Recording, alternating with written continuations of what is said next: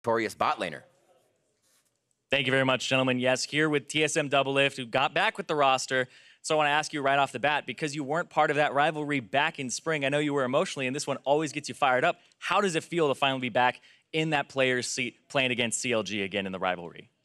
It's really intense. It's super intense for me personally because I was on the team, but also for us because it feels like there's expectations of TSM, and they won Spring Split with Wild Turtle, and then I'm coming on, and I feel like, you know, that change, and then also the fact that we did really poorly in the beginning of the split puts a lot of pressure on me as a player, and I'm just really glad we were able to pull out the win, even though we definitely should have lost. What makes you think that you guys should have lost? I can't believe I shot down to the tower. I mean, that was just like the funny. I started laughing in the middle of the game, but yeah, CLG is really good. I'm just gonna say, like, they played really well, and they deserve probably to be 4-0 right now. But you can just tell their fundamentals, especially from coming back, they're a really, really strong team. And they have a little bit of a new look as well with Dardoch in the jungle. What are your thoughts on that jungler that they picked up and how it has affected CLG overall? Well, I didn't get to play versus like the slumping CLG last split, but I can tell they feel like old CLG, where Afro is just kind of like the commander in charge, and the meta is really, really engage heavy. You can see like a lot of fights are just starting very explosively, and it's very, very like engage plus mechanic intensive. I think Dardoch has really good mechanics, and their teamwork seems really good. But I mean, Immortals is doing really well with Smithy, so I think it was just a style difference more and a meta difference more than just like a straight upgrade in jungle.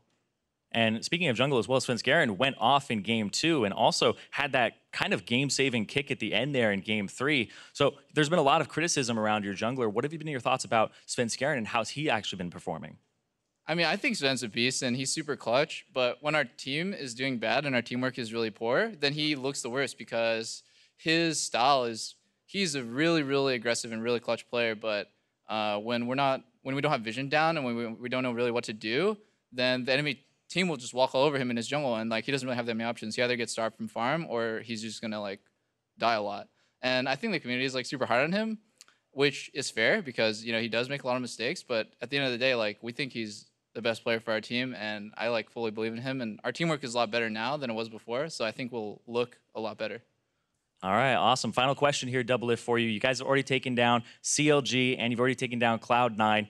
Are there any other teams that you guys are worried about at all? And also, is this a little bit of a turning point for TSM in the split to get it online and make another run for those finals?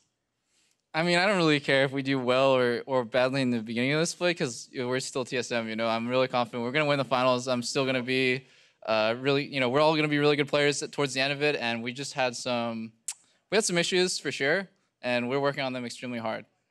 All right, thank you very much, and congratulations on the win there, Doublelift. Now we're going to send it over to the guys at the desk to close out the day. Thank you very much, Zyrene. Thank you, Doublelift. Let's talk about this fact that TSM made it through in the end. It was a close one. Game 3 certainly exciting, almost a comeback by CLG, but TSM closed it out, improved the 2-2. Good for them. Yep, great game, great games overall. The whole series very entertaining to watch, and especially this last game, totally back and forth. I do like CLG kind of getting for like what they're most renowned for with that Xayah Rakan lane, and you saw how important that is for Aphromoo. There's a little bit of conversation about first picking Xayah, but I think they were concerned about TSM taking both on the first rotation. And I actually like that. We even saw some of Aphромoo's attempts at engages be turned around or avoided, because previously to this, you know, Aphromoo had the best Rakan by far display in North American LCS. And people are immediately crying, he's OP. You gotta ban it. There's nothing you can do about this. You know, look at this, the range that he can engage from. But TSM actually started adapting, and they avoided several of them. They turned around quite a few of the engages. So seeing those extra adaptations come through after the initial knee-jerk reactions that people have of X champion is super busted, can't possibly play against it, was good to see. Yeah, definitely agree. So very fun things. Of course, we have some replays to show you as well when they are ready up first. CLG got off to a good start in this one. The bot lane dive went very well with a very low health turret. You see there that TSM thinks they're going to get this TP flank off, and they start things off with Biofrost getting in there, but good defense on the side of 6A, getting up into the air and allowing enough time for Aphromoo to start charming targets up. 6A is able to live, get out at low health, they turn on the Sven, get the first kill, and then this was actually only a single kill, but CLG was so close to picking up more kills. This Justice Punch onto the Lantern almost baits Doublelift to taking it, the Charm comes up just short, and they grab the turret, but they're not actually able to get that many more kills off of it. And Darshan wanted to like super quickly cast his taunt there because Doublelift still had summoners. Didn't want to give him any chance to get out of that, even though if he didn't have summoners, then you'd be like, okay, keep channeling. You channel the W and wait for it. Get a long taunt, and then maybe the charm's able to hit. But it was super explosive, and I like that that also highlighted the importance of like multiple layers of engage, where Galio kind of buffs up their defenses as he's the second amount of engage and really protects a lot of people for counter engages. Yeah, so a lot of close fights back and forth. Of course, CLG tried another sort of tower dive siege in the top lane. This one around was turned back by TSM, who got 2 kills out of it. And it's so close because I'm pretty certain the Renekton's TPing to the turret. If the turret dies, the TP is canceled. And instead they go for the champions, and this turret should die instead, preventing the Renekton from showing. There's also a small mechanical misplay by Afro. Your charm, when you use the quickness, pulls them towards your location, regardless if you end up behind them with your W. So it makes Doublelift actually walk out of his own W, stopping the knockup, and the turret gets finished completing, or finished letting the channel come in. Yeah, and they take the turret at the end, but at that point they already lost too much health to really win that dive. Yeah, exactly. I mean, focusing the turret in that situation, I noticed that it looked like Dardoch was out of bullets, so the Graves at least couldn't help, but it was so close to going down. Yeah. Definitely a lot of those little things that you can pick up. Really tight timings there. And then we go through to our next replay, which is TSM actually getting their own things going on here. TSM 3-1 off of the CLG starting, but still very well for the red side. This was such a scrappy game overall. You see Afro move start things out. The Galley wall maybe a little late coming in, but just out of range. Barely misses the punch. You see how many of these fights came down to small mechanical plays.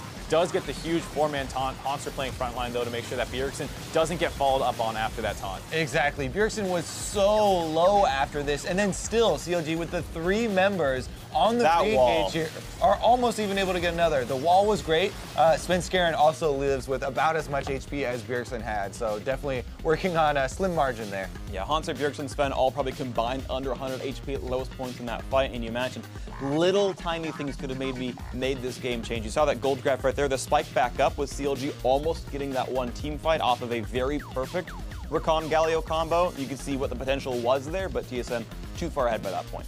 Super close series, bunch of those fights back and forth, and then that last team fight, victory for CLG was totally saved by the fact that Sven was able to cut the minion wave long enough that they probably bought a couple seconds as well as allowing Galio to get low. Otherwise, CLG definitely ends that game. Yeah, exactly. You could tell CLG immediately after they won that fight made the call, we are going to Nexus or we are going to die trying. Yeah. And TSM, Biofrost and Svenskeren, they were talking about, pulling away the wave, then also getting a perfectly lined up kick.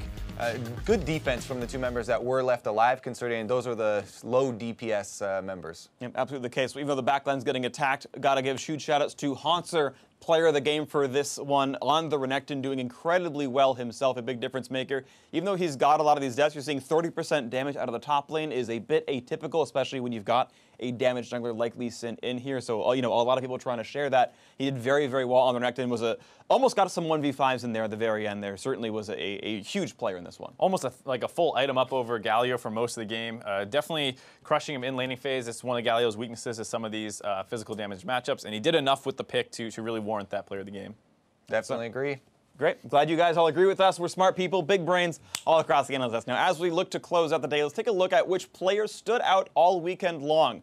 Dardoch, Apollo, and Shrimp, and Smoothie, all racking up 2 Player of the Game honors so far in this week's games. And as we pull up our overall split leaderboards, we're going to see that Froggen and Sunday are going to be in first place right now after 2 weeks with 4 Player of the Games. You can see Lyra, Sneaky, and Smithy right behind them at 3. So certainly some standout performances for several of these players.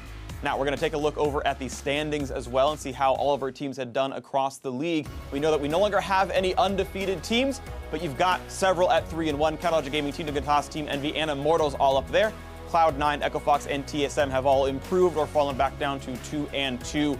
So getting pretty tight here up at the top 7 teams all within 1 match of each other. It's going to be pretty close. Now, of course, we'll be back again on Friday with 4 more teams returning to the stage. Week 3 begins with Immortals taking on Team Liquid, who finally got themselves a win, followed by Team Envy taking on Echo Fox. 2 squads doing so much better than they were in the spring split. Now, you guys had tweeted out your big plays all weekend long, so here are a few that stood out to us, brought to you by Acer. Up first is at Eric P. Handel, who couldn't believe what he saw. Did Apollo just solo at Aria's Varus? # NALCS, that should never happen, but it did. Multiple times. outplay. Apollo finds himself found out by Pobelter, trying to flash away, outplay the charm. The damage comes through. Apollo makes the outplay. And he flashed away after the auto attack was already in the air. Second time that Apollo takes down Pobelter 1 versus 1. He is the carry here for Envy right now. Gotta say, yeah, big growth out of him so far. Next one up is at Sir JDog21, who called out Cloud9's top jungle synergy. Amazing play by Contract and Impact. Pretty simple. Try to follow it up, and Impact can knock Looper back. Ooh. Oh. They've been getting that lane every so often. They finally get Looper to go down again.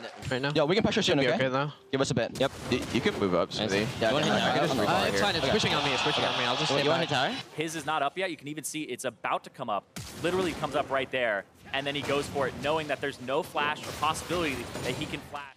I like how you saw them having to hit their Qs mid, like ping pong by the other person's skills. Contracts has to land the Q as he's flying back, and then Impact has to land his own barrel as the kick's already gone underway. So it was a great play out of both of them. Not quite as simple as it initially seemed. I like the team comms early in lane phase still, so you still it's still the bot laner's talking. Bottom like, you can move up now, and top lane's like, we're killing someone. Top die. Okay, we're good for this one. Now, of course, then we have at Troll Inho, who pleads with the Echo Fox top laner. Looper, come on, man. Why did you decide to become a Super Saiyan versus my team? Unlucky.